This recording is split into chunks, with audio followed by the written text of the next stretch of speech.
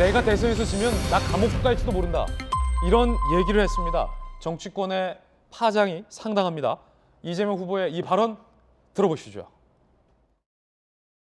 제 두려움의 원천은 이런 겁니다. 지금 검찰 있는 제도 덮고 없는 제도 만들 수 있다고 믿는 조직들입니다. 이번에는 제가 지면 없는 제 만들어서 감옥 갈 것 같습니다, 여러분. 검찰 공화국이 열립니다, 여러분. 자, 이재명 후보가 윤석열 후보가 집권하면 검찰공화국이 열릴 것이다. 없던 죄도 만들어서 나를 감옥 보낼 것이다. 라고 발언을 해서 이 정치권의 논란이 상당합니다. 일단 야당의 반응부터 한번 보시죠. 김기현 원내대표, 감옥 갈 수밖에 없는 운명에 대한 진심을 부지불식간에 토로했다. 하태경 의원, 없는 죄 만들어서 감옥 보낼 사람은 이재명 후보다. 이미 유사사례 있지 않나. 김진태 의원, 그런 걱정 안 해도 된다. 있는 죄로도 충분하다라는 다양한 반응들 야당에서 나왔고요. 민주당 내부에서는 서울경제 보도에 따르면 굳이 필요 없는 발언을 했다라는 쓴소리. 민주당 수도권 재선 의원은 익명으로 유권자들이 진짜 대장동에 뭐가 있는 건가를 떠올릴 수 있다라는 의견을 서울경제신문에 인터뷰하기도 했습니다. 보도 내용 소개해드립니다. 왜 이런 얘기를 했을까? 궁금합니다. 전재수 의원님, 내가 지면 나 감옥 갈지도 모른다. 뒤집어 보면 나 감옥 보내지 않으려면 나를 지지해달라. 이런 얘기로 들리는데 왜 이런 말씀을 한 거죠? 그러니까 이제 검찰공화국에 대한 우려를 저렇게 표현을 한 것 같습니다. 그러니까 윤석열 후보가 이전에 이재명 후보를 향해서 확정적 중범죄자다 이렇게 이야기한 적이 있습니다. 그러니까 윤석열 후보가 이재명 후보를 보기에는 범죄자라는 이야기죠. 그것도 중범죄자다 이렇게 이제 발언을 했는데 아마 이 이야기를 문제 삼는 과정에서 저런 발언이 나온 것 같고 더더구나 저기는 이제 적성 연설을 하다 보니까 좀 정제되지 못하고 이제 하신 발언으로 보여지는데 어떻든 그 취지는 검찰공화국에 대한 우려를 이야기를 한 겁니다. 그러니까 윤석열 후보가 검찰총장 출신으로서 어떤 상대를 향해서 확정적 중범죄자라고 이야기를 하려면 적어도 대한민국에는 형사사법 절차라는 것이 있거든요. 예. 범죄 피의자가 있으면 그 사람을 수사를 해서 그다음에 기소를 해가지고 구형을 해서 1심 재판 거쳐서 2심, 3심 대법원 판정이 나와야 대법원의 최종 판단이 나와야 확정적 중범죄자가 되는 겁니다. 예. 근데 작년 9월부터 지금까지 이재명 후보에 대한 수사를 했지 않습니까? 지금까지 나온 게 없습니다. 그러면 적어도 수사, 기소, 재판 1심, 2심, 3심 다 거쳐야 되는 이런 형사사법 절차를 완전히 무시하고 예. 내가 보기에는 중범죄자다. 이 이야기는 뭐냐면 이 도사처럼 이야기를 하는 겁니다. 그러니까 김건희 씨가 윤석열 후보와 나는 영적으로 연결돼 있다. 이 영적인 끼가 있다라고 윤석열 후보 이야기하듯이 그런 끼로서 이야기를 한 건지 저는 이제 이해가 잘 되지 않는 것이죠. 그렇기 때문에 그런 차원에서 나온 발언이다. 그렇습니다. 그리고 대한민국 국민들이 검찰하면은 사실은 우리 국민들이 상당히 많이 불신을 합니다. 자기네 검사 식구들이 비리를 저지르고 술 얻어먹고 돈 받고 하면은 전부 다 감싸왔던 것이 오늘날 이 국민들로부터 검찰이 불신받는 이유가 아니겠습니까? 그런 측면에서 대한민국 헌법은 대한민국은 민주공화국이다 이렇게 돼 있는데 대한민국이 검찰공화국이 되는 것에 대한 걱정, 우려 이것을 이재명 후보가 적성 연설을 하는 과정에서 하신 표현이다 이렇게 이해를 좀 해주십사 하는 말씀을 드리겠습니다. 네, 손정희 변호사님, 민주당에서는 괜한 발언을 했다라는 쓴소리도 일각에서 나오고 있다라는 보도도 나오고 있는데 왜냐하면 전재수 의원님 말씀하신 것처럼 대한민국이 삼권이 분립돼 있기 때문에 설사 검찰공화국이 된다 하더라도 떳떳하면 재판부에서 무죄가 나오면 감옥 갈 일은 없지 않습니까? 민주당 내부에서 이런 지적도 나오고 있다는데 손정희 변호사님은 어떻게 들으셨습니까? 제가 볼 땐 이재명 후보가 전략적으로 저 발언을 했다라고 보이고요. 주말 동안에 김건희 씨 7시간 녹취록에 대한 추가 공개가 있었거든요. 예. 전반적으로 검찰권 남용과 관련한 단어들이 조금 회자될 수 있습니다. 이 발언을 통해서 검찰권이 그러면 권한을 남용해서 선택적으로 수사하거나 기소를 하거나 편의주의적으로 수사를 한 과거에 여러 가지 사례들이 있었는데 김건희 씨가 직접 본인에게 불리한 어떤 취재를 하는 곳에 대해서 가만두지 않을 거야라고 한다던가 완전히 무사하지 않을 거야, 뭐 수사기관이 알아서 처리할 거야 이런 취지의 발언이 있었는데 예. 이건 곧 윤석열 후보가 직접 이야기한 건 아니지만 김건희 씨가 정권을 잡게 되면 정치보복으로 하겠다라는 그 뉘앙스를 풍기는 단어와 표현이거든요. 상당히 부적절하다는 지적이 나왔죠. 네, 이거를 이제 상기시키고자 만약에 윤석열 후보 상대 측이 집권을 하게 된다면 그 배우자 김건희 씨가 공격적으로 적대적으로 본인에 대해서 불리하게 한 사람에 대해서 보복한다고 했는데 그럼 나도 보복하겠지 않겠느냐라고 그것을 이제 좀 상기시키기 위해서 전략적 발언을 한 게 아닐까 생각이 들고요. 예. 또 한 가지 앞서서 지나가면 검찰권 남용이라고 단정하기는 어렵지만 처가 수사도 마찬가지입니다. 구속 안 되다가 여론이 문제가 되니까 수사해서 구속을 하게 됐고요.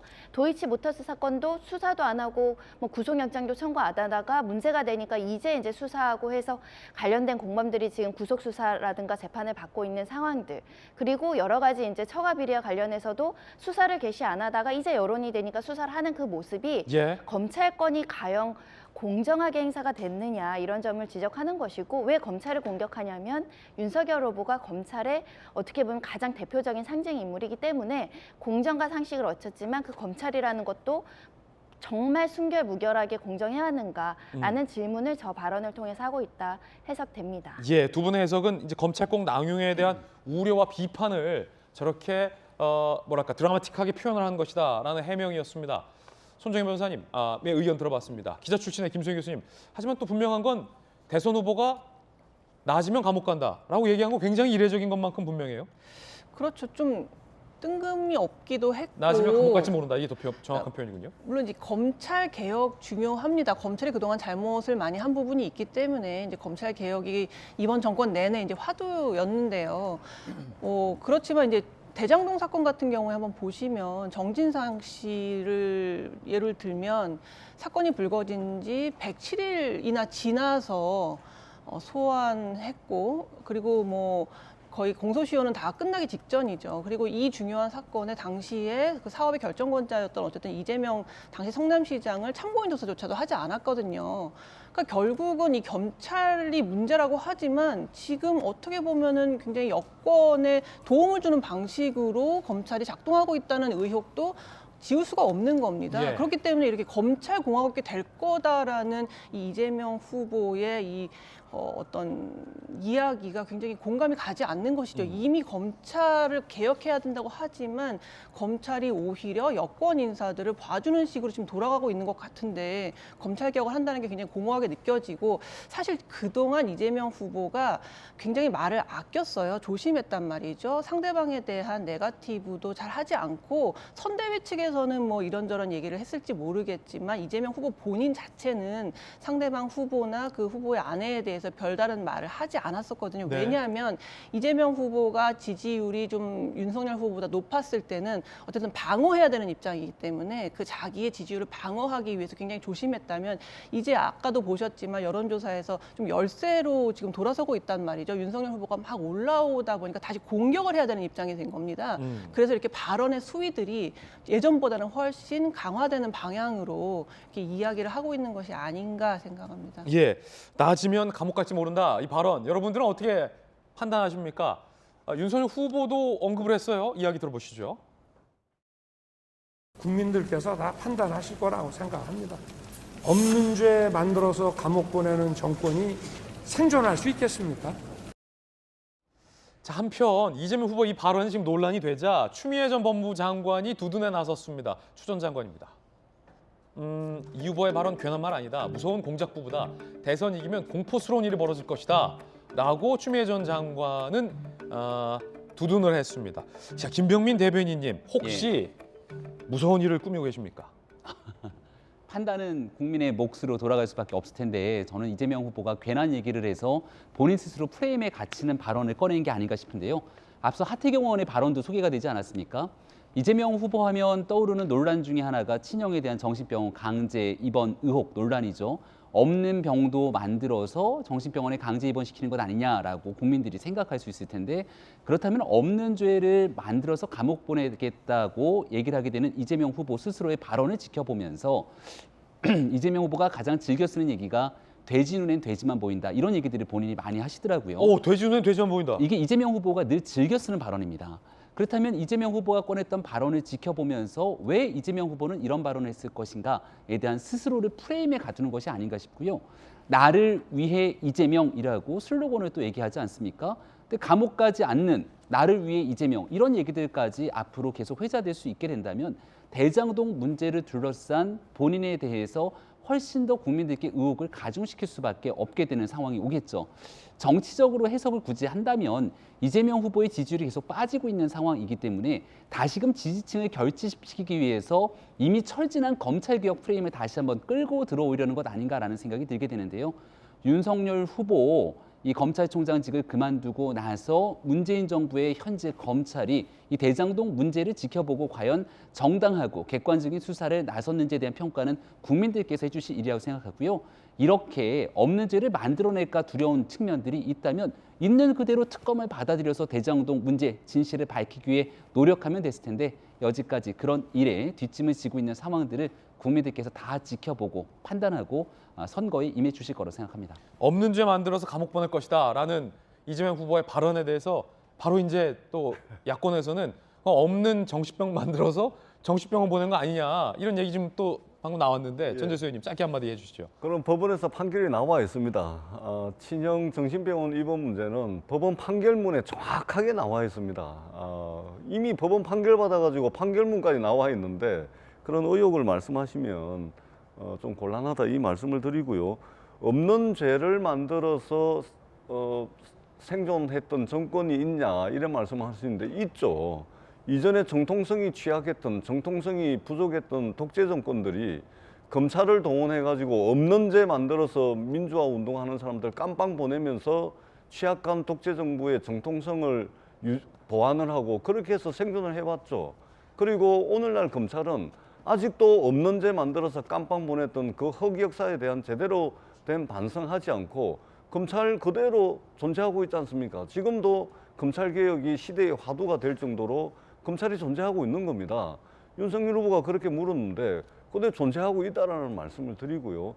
뿐만 아니라 대장동 말씀을 자꾸 하시는데 작년 9월부터 시작해서 검찰이 수사를 하고 있습니다. 그런데 이재명 후보와 관련된 게 나온 게 없습니다. 물론 나중에 나올 수도 있겠죠. 수사가 미진할 수도 있겠죠. 그러나 지금까지 상황은 나온 것이 없는 것이고, 더 중요한 것은 결국은 대장동 사건의 몸통, 비리의 핵심은 뭐냐면 돈 받은 사람들입니다.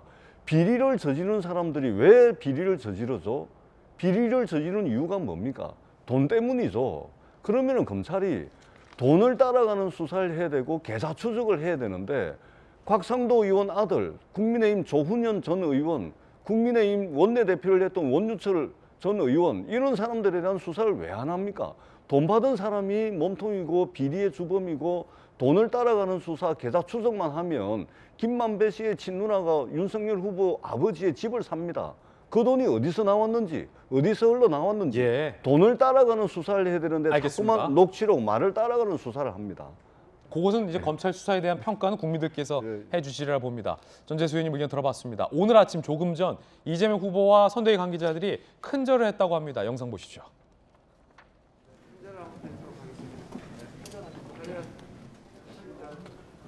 자, 이재명 후보와 이제 선대위 관계자들이 경기도 공약 발표 현장에서 일단 큰절한 영상 오늘 아침에 들어와서 영상 보여드립니다. 그런가 하면 이재명 후보가 정말 2표 차이로 떨어질지 모른다. 집안 얘기 그만하라. 라고 지지 결집을 호소했습니다. 그 대목 들어보시죠. 정말 2표 차로 떨어질지도 모릅니다. 누군가가. 여러분 한 분 한 분이 지금부터라도 하루에 한 명에게만이라도 말해주세요. 이재명이 보니까 흉악한 사람이 아니더라.